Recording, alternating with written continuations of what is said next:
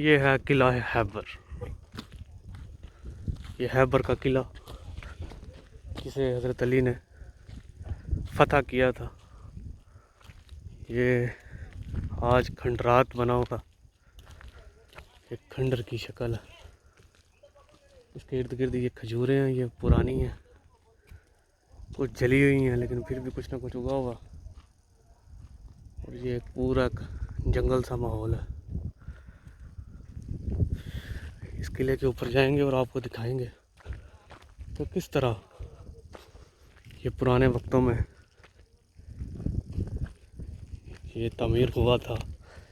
इसकी थोड़ी सी तामीर पे बात करेंगे, इसके रहने सहने पे बात करेंगे। ये यहाँ पे एक छोटा सा बोर्ड भी लगा हुआ।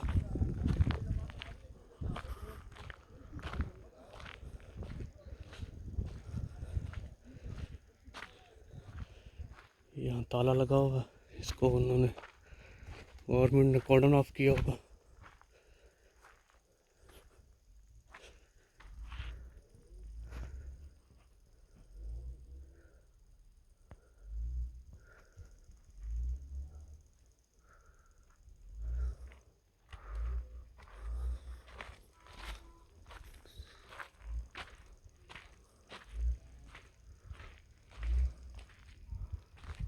आ जाओ जवानों, आ जाओ।